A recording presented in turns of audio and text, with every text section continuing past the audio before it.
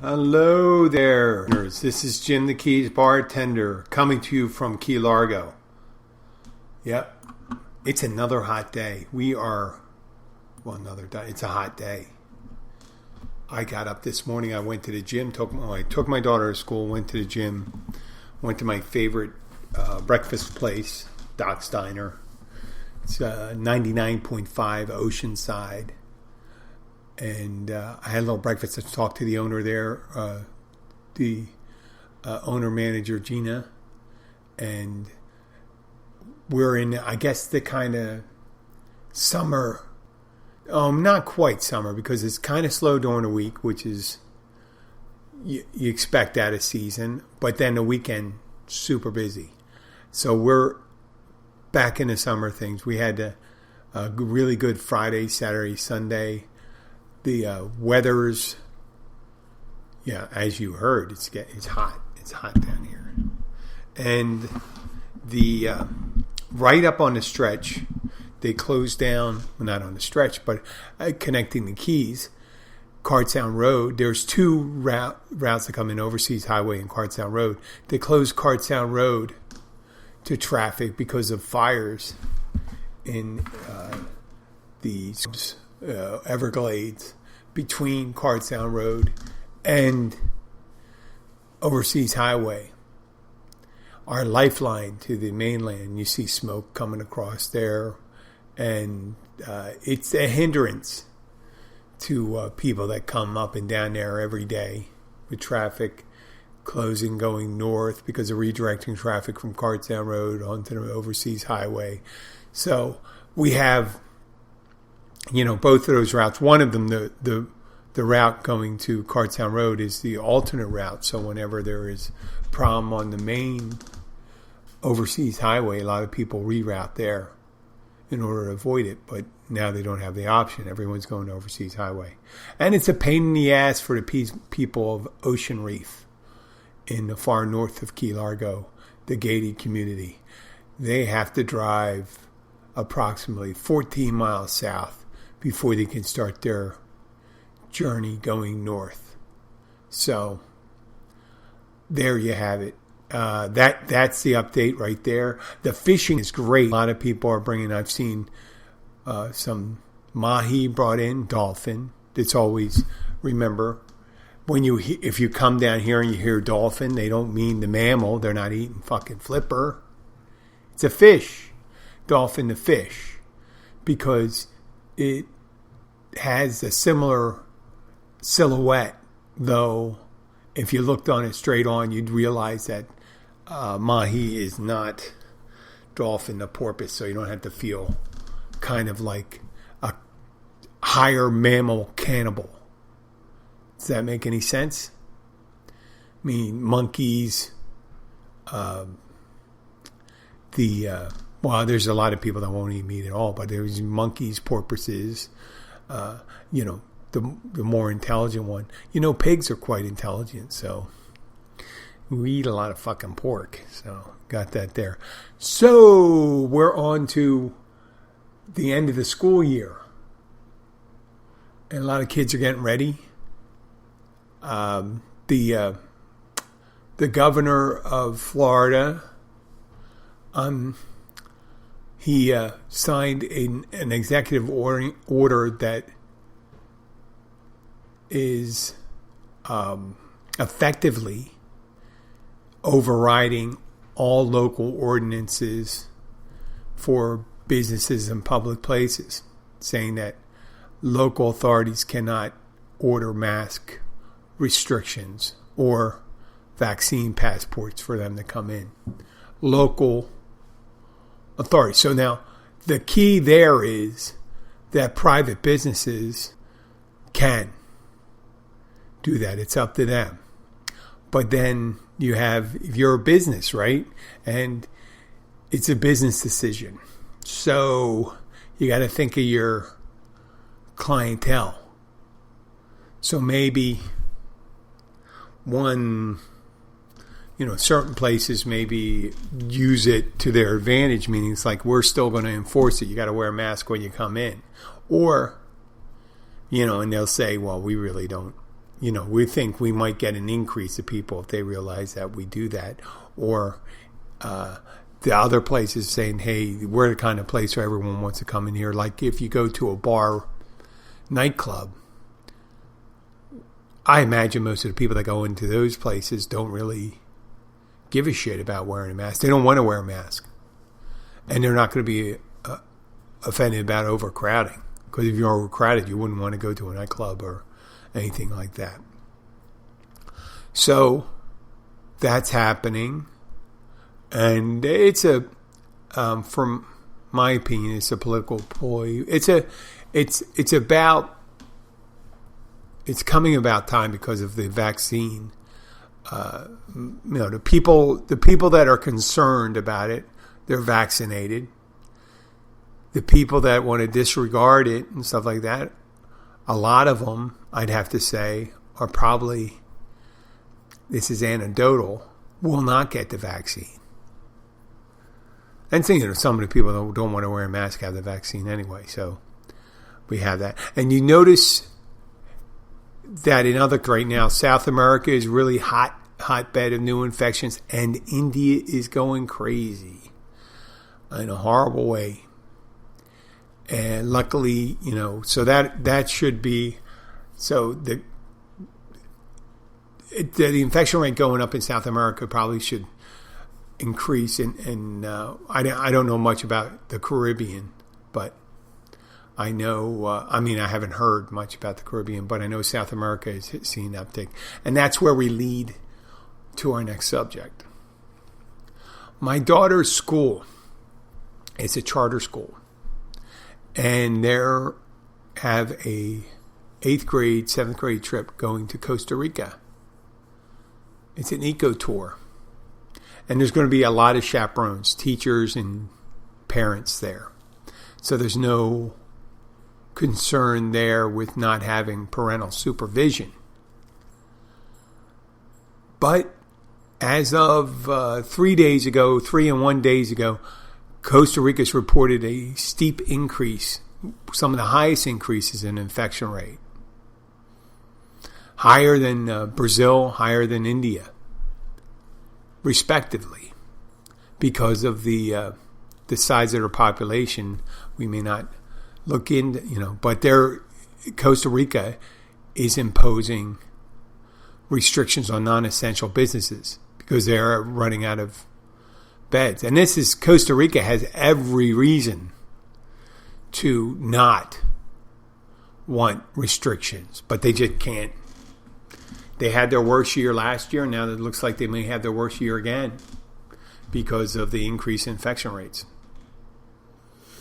So my daughter's school goes in about 2 weeks, but there's not a peep out of the administrator. So I've been doing a little research, and I'm going to ask them, I said, what is your contingency for it? Like, what the first thing was, when the kids are going, they have to be tested prior. So if they test prior positive, they can't go. They won't be going to school because if they test positive, they got to wait until they get a couple negative tests, or at least one negative test before they can go. And when they come back 2 days before they return, they got to take a test.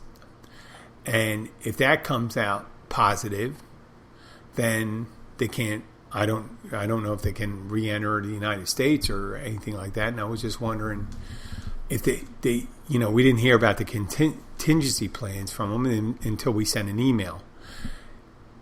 And now there's this new thing creeping up that it's, when a country that depends so much on tourism, and Costa Rica is similar to the state of Florida when it comes to tourism.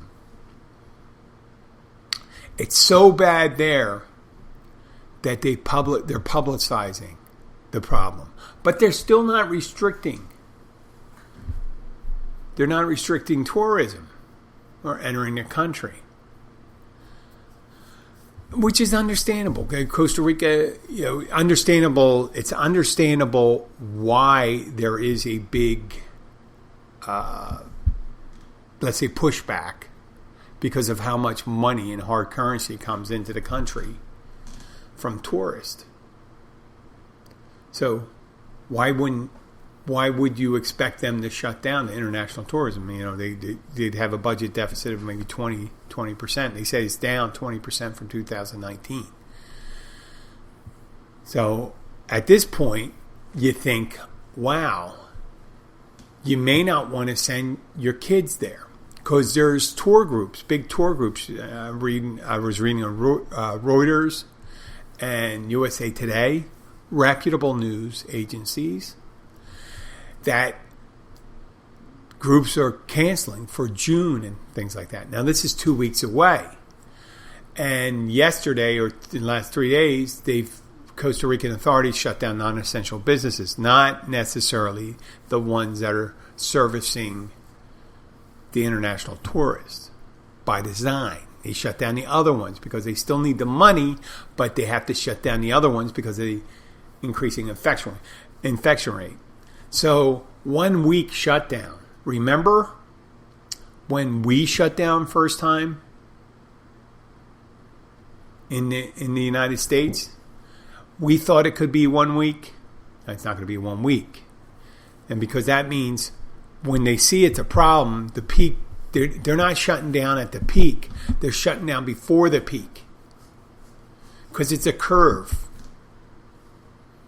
Right? So I don't know if the people that are planning my daughter's trip, if they're in denial. Because it's hard decisions that have to be made. First of all, you have parents that want to go. You have kids that want to go.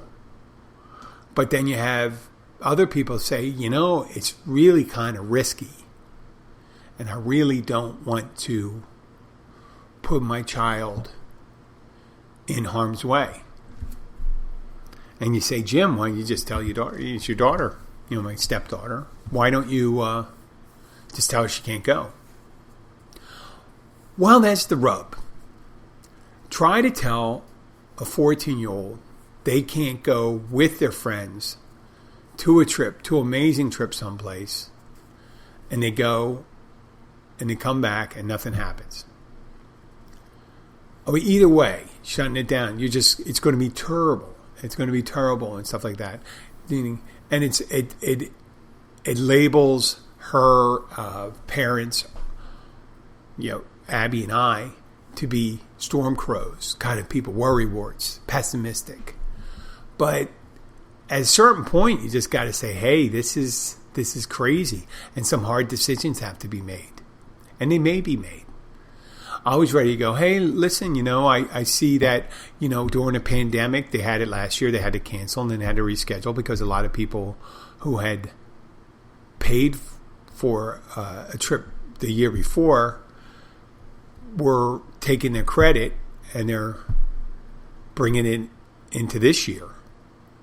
Well, I don't know if the deal is they can't use it again. They can't postpone again. But I think it's a crappy idea to go ahead with that just because you paid money already. We're ready to, we could nix the whole idea the day before, but we'd still have to deal with the ramification.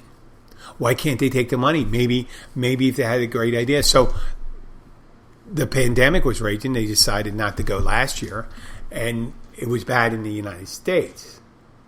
Now it's worse in Costa Rica, and they're going to it.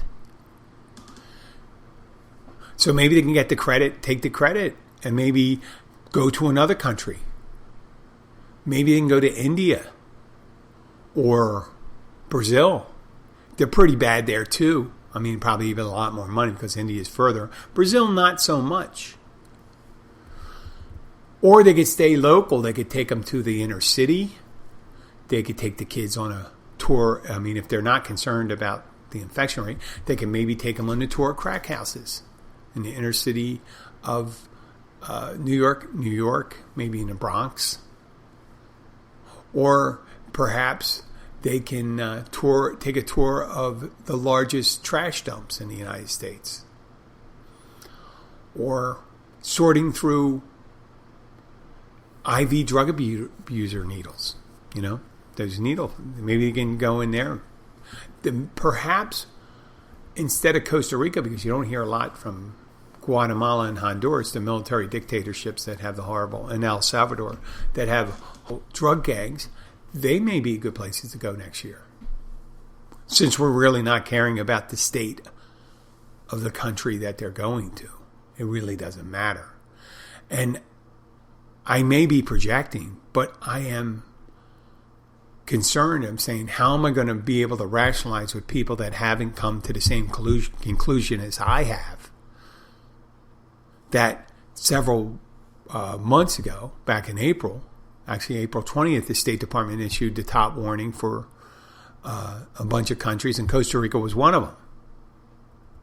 And if that didn't do it, now the Costa Rica government's shutting down everything except for, the transparent attempt to keep luring in people like that. They need to have that money. They decided, to publicize it. The health ministry's talking to they're saying, hey, listen, we're doing it because, most people in the United States and these other countries that are coming have been vaccinated. Not the kids, though. And yes, the kids are less likely to get it, but then again, it's raging there, so you're offsetting the increased protection the kids have from the youth by the increased chance of infection. And they'll say, well, why go to a place like that if you don't have to? And I was having a discussion with a friend of mine, and Abby, and I'm like, I came to the conclusion that scariest things, I always put priorities in here. The scariest thing I have for threats when it comes to my family is first traffic accidents. Down here in the Keys are horrible. They're horrible. The combination of drinking and driving and tourists, meaning a lot of people aren't familiar with the roads and they're looking for things and they're eyeballing all new sorts of sights and sounds and they're looking for locations. So you have to deal with that. And you have to deal with the drinking and all that stuff. And, it happens. It's the most dangerous. The scariest thing, the biggest threat to safety is a 6-year-old with a driver's license, her friends that are coming of age now. So, and yeah, or someone going to a house where they have an unsecured weapon. It's a law of averages down here. So, yeah, maybe going to Costa Rica, they may not get infected. And if they get infected, you can be asymptomatic. Whenever you get tested, you could have it and not display any symptoms. Well, that blocks you from going until you can pass that test. We had to pay additional insurance for that. I guess the insurance insures for their stay. Hopefully, we won't have to deal with that. I'm hoping we're gonna start a little discussion and see if we're not. And I have to be careful. But luckily, most of the parents, if not any of them, listen to this show. Right? Because they would poo-poo all these ideas I've had. If anything I said, like, why would you go to a place that's a hotbed of infection? Doesn't make a lot of sense. I don't think it does. But they have their reasons.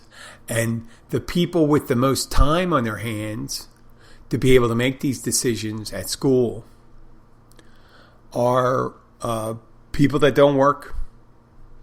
They don't work. If they do work, they won't work that hard. If you could take off in the middle of the day, I work nights.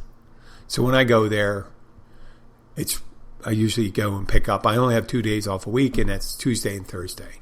And I do my notary thing, I do the gym, and then I do podcasting. And I drop off and a lot of times pick up my daughter. But they don't have the meetings then.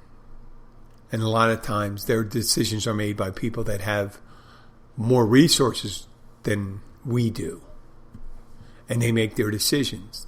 And like I said, the charter schools down here are wannabe private schools because they're taking public funds and they're turning them, they're treating it like it's a private school. Being the city, private schools, larger schools in inner cities and things like that don't have those resources where kids can go off. Why not France? Why not Canada? Because they won't let them in probably. But we're going to be having that discussion, so I'll give you an update on those things.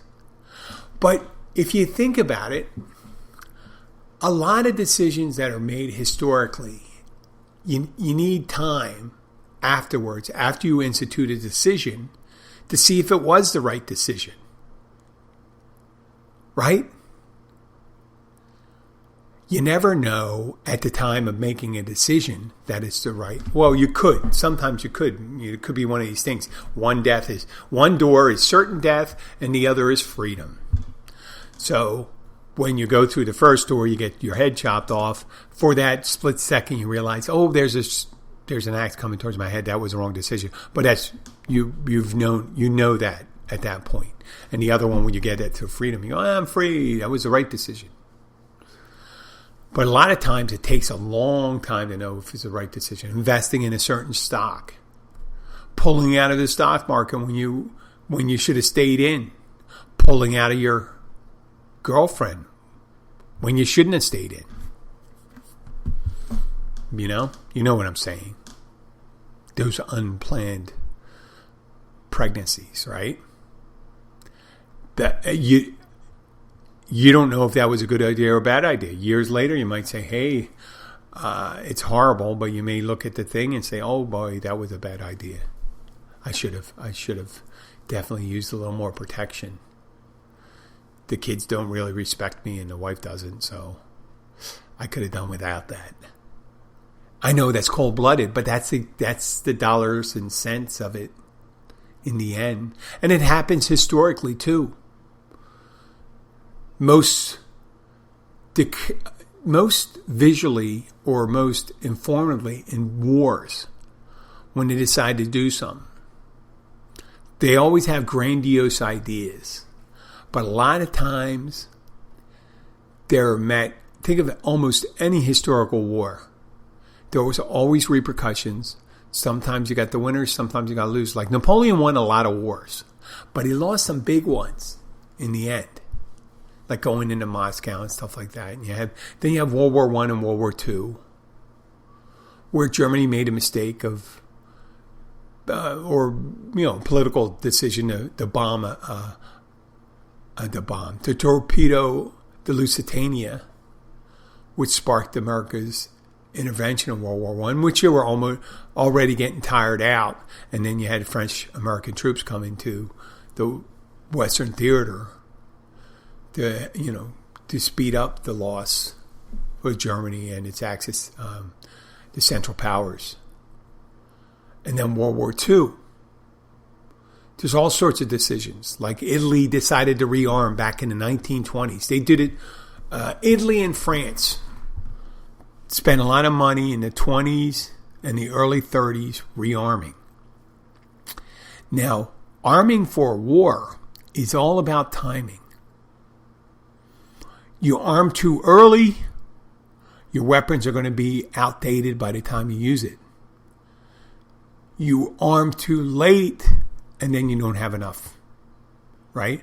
You do it right at the time, and then you do it. So that's when you're a militaristic society, when they start building a lot of stuff, and if the smart militaristic society, when you're building a lot of weapons, offensive weapons, you're going to use them.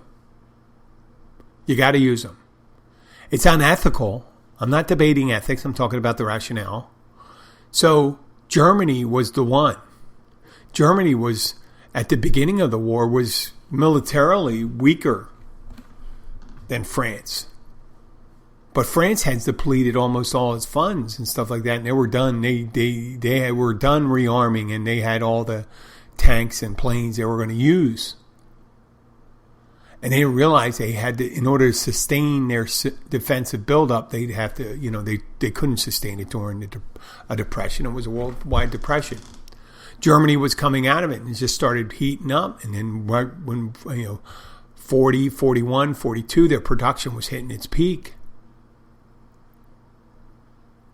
But they didn't forecast the United States. The productivity of the United States started doing that too. So whenever you're planning something like that, when you make a decision, in the end, you realize, oh, well, Germany made a bad decision.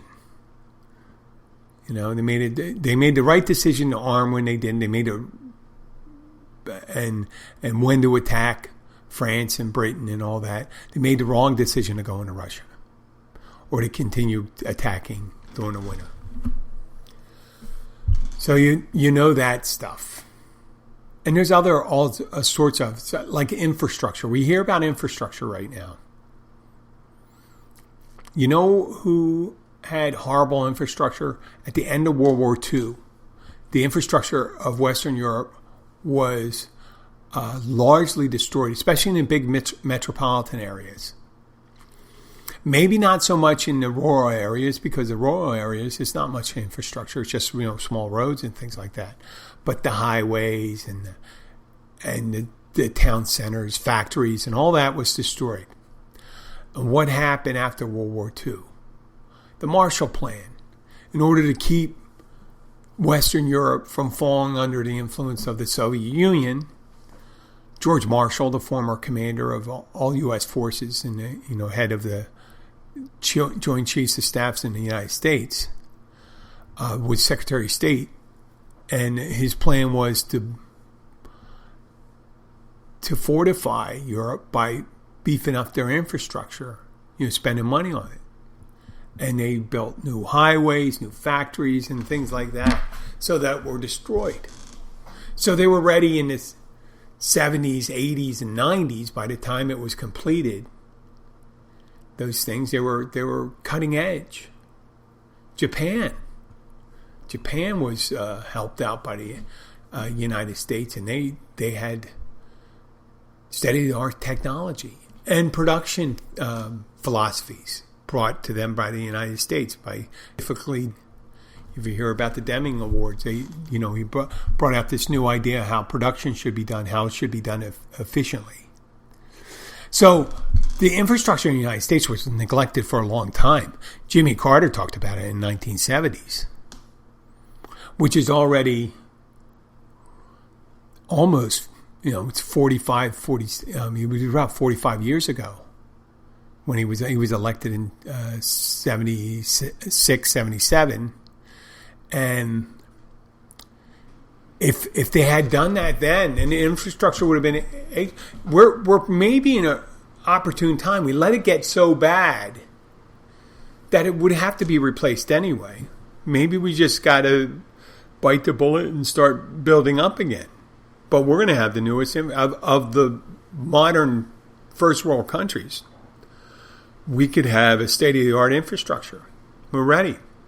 We let our railroads go, but then again, the rest of the technology around the world, they were competing technologies for railways.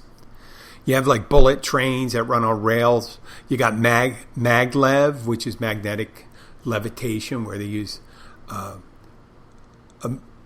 magnetic force to reduce friction by keeping it off the rails, so there's no actually real touching going on with the rails. It increases speed because you don't have friction. You have the friction caused by air and things like that. So you have all these things that we can choose from in the United States. We have the right-of-ways, the railway's still there. In a lot of places, they weren't built over. They were abandoned, the railroads, but they could still be. They have to make it whether they're going to use them or not. But that's one, for instance. And there's going to be airports because they'll have new planes. Other new transportation systems. We're about probably like 10 years away from commuter planes being electric. Electric powered planes.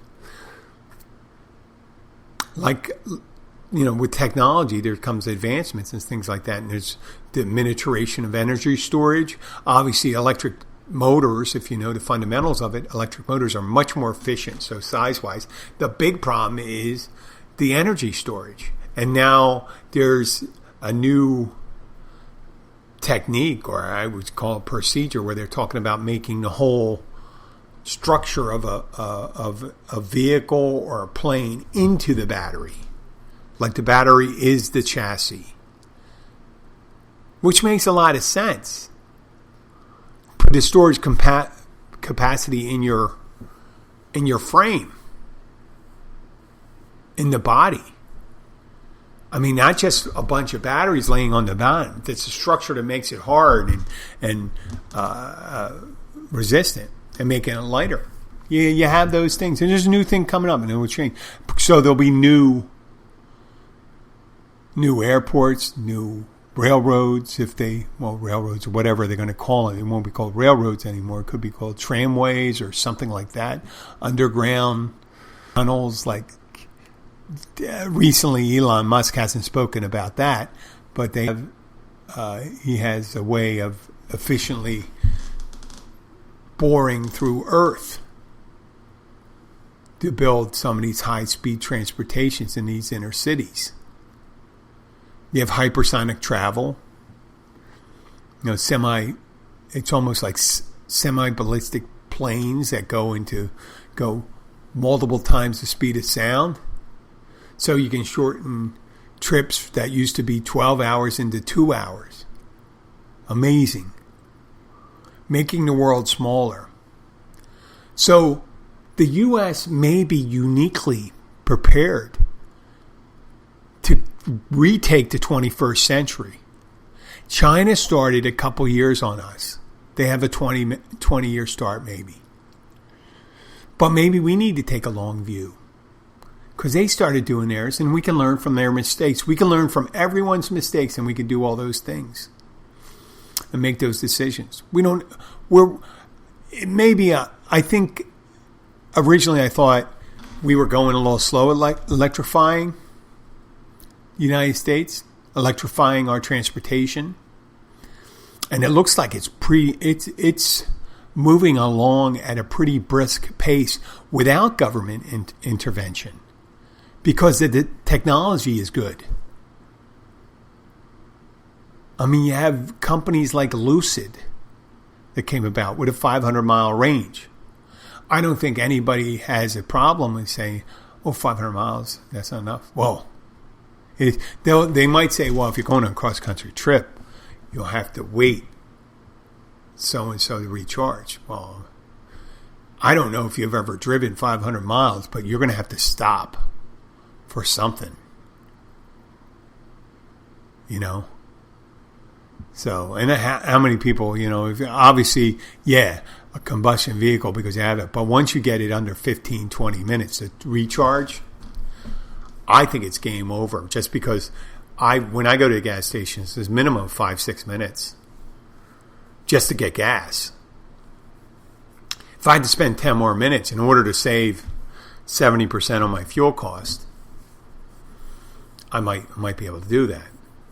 And obviously, if I'm staying locally, I could do that at home. The overnight charging. But when you're on the road, I may want to, if I'm taking a long trip, I may want to take a 15, 20 minute. And I often do when I get out of a vehicle. But I digress. So these decisions we make, sometimes not making a decision is the best decision.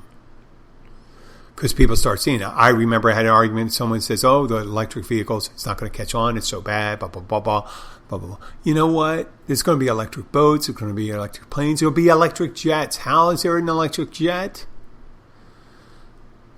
Well, you'll see. They'll figure it out. There'll be plasma engines and all this different stuff coming out. New ways to store energy, new ways of generating energy. Right? New ways of combating greenhouse gases. Once it starts getting bad, I guess people are going to really start thinking about, it's really looking bad. It's getting hot. We're getting more fires, hence, drier.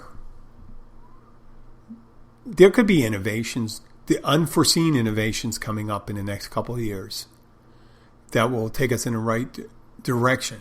But the decisions we make now will take years for us to realize whether they were the optimum decisions. They could be right decisions, aren't necessarily downside. The right decisions sometimes are more up than down, or reduces the negative effects of not making any decision at all. So you can end up being, a decision could be like, oh, that wasn't a really great decision, but it was better than not doing anything at all.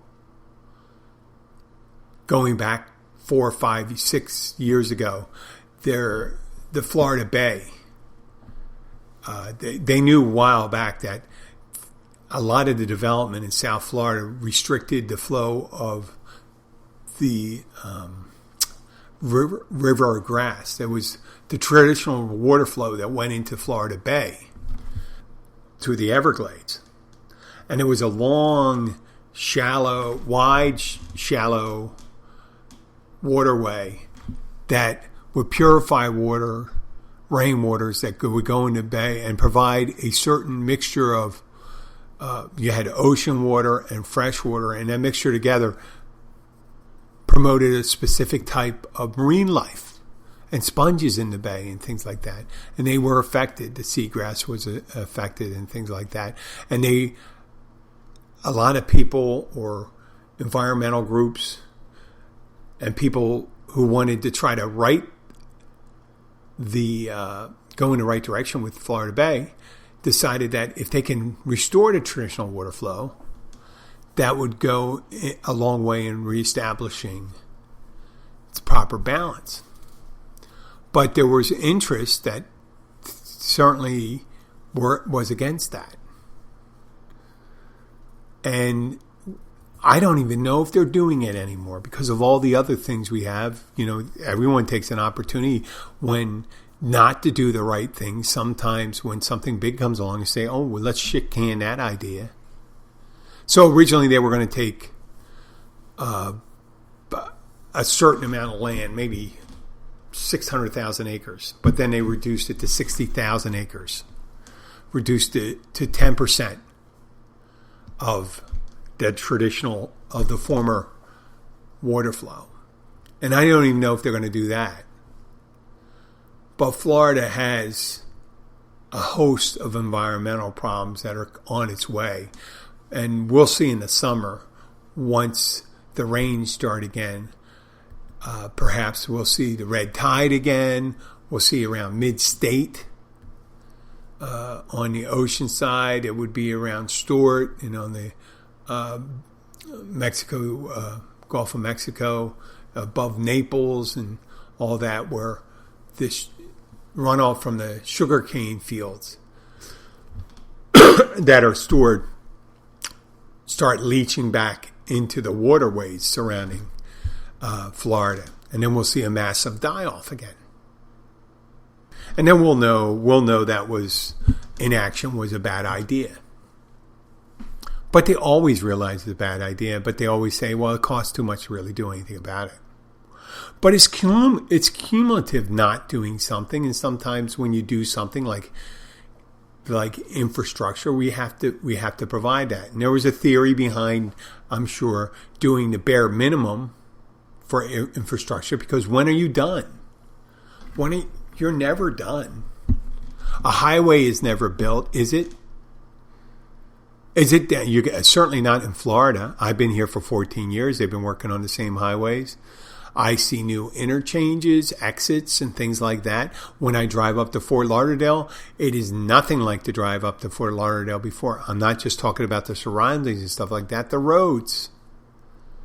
When one trip back from the airport a couple of years ago, they had opened a series of exits and roads and ramps.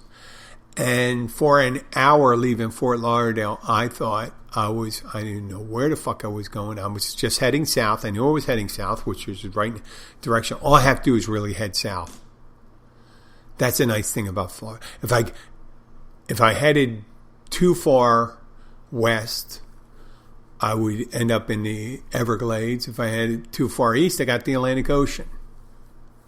So all I had to do is just keep on going south, and eventually if you go to the most southern tip, I'll make it to the Keys. So I always felt confident about that. But every so often you get looped around on some of these roads and you go, well, now I'm heading west. But as long as I'm heading a little west, because, whatever it is. But the point is that the roads are never done. They're always building roads. There's new interchanges and new things. There's new population growth coming in. When I can imagine what it was like 40, 50 years ago, because Homestead, Florida City, surrounding communities, all farmland. It was all farmland. Now you see big developments. They started before Andrew, obviously. And Andrew, a lot of it was destroyed and things like that, but they rebuilt to higher standards.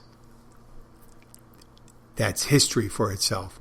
When you say, hey, we're going to let them build a certain way, build certain houses and stuff like that, we haven't been hit in a while, and then it got hit.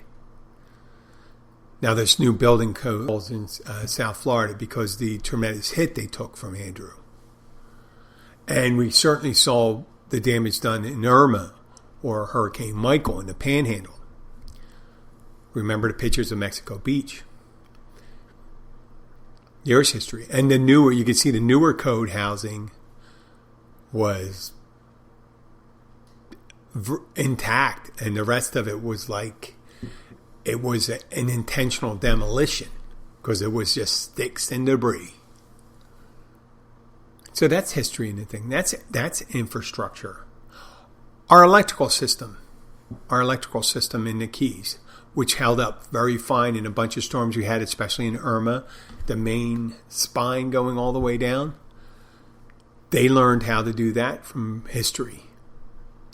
So when we make decisions and go say, listen, maybe it may not be a good idea to send our children to a place that is being ravaged with the flu. Maybe we should just sit this one out and take the heat from the kids. Because in the long run, they're going to say, well, was it, they can say, hey, we did it, we made it through. And they say, well, sometimes when people do something, they say, well, that was a stupid risk to do in the end. You ever do something like that? There's another possibility too, that you go and do it and you make it through and then you realize, well, why did I risk it? Was it really worth it in the end? I mean, if you keep on doing that, and eventually you might get burned, you're increasing the chance of it. But who knows? I'm just throwing it out there. I'm just another knucklehead on the bus, a passenger on this bus here that we got here. Well, I'd like to thank you for listening. If you are in Key Largo, remember, I haven't mentioned the last couple of things, that the Catch Restaurant is at mile marker 102 on the ocean side, open every day for lunch and dinner. They have happy hour Monday through Friday, 3:30 to 6:30, with great deals on food, happy hour food and drink prices. And then if you catch your own fish, please bring it in and they'll cook it up for you. I had a phone call the other day.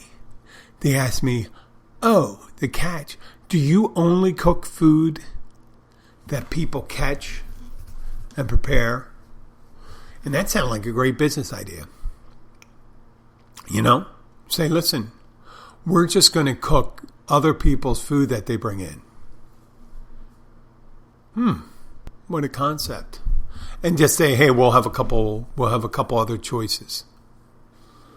That might be the thing. But it would kind of suck, though, when the weather's shitty and no one has any fish. Maybe have a couple choices and say, hey, listen, we're just going to have mahi, hamburgers, and chicken. And then anything else you bring in, we'll cook up for you. And we'll prepare sides. Who knows? Thank you for listening. If you like the show, please share it with your friends and family. Follow us on Facebook, Twitter, and Instagram. If you have any questions or comments, please send your questions and comments to jim@keysbartender.com. If you have anything negative to say, please send them to Sean Hannity at Fox News. Okay. This is Jim the Keys Bartender signing off. Thanks.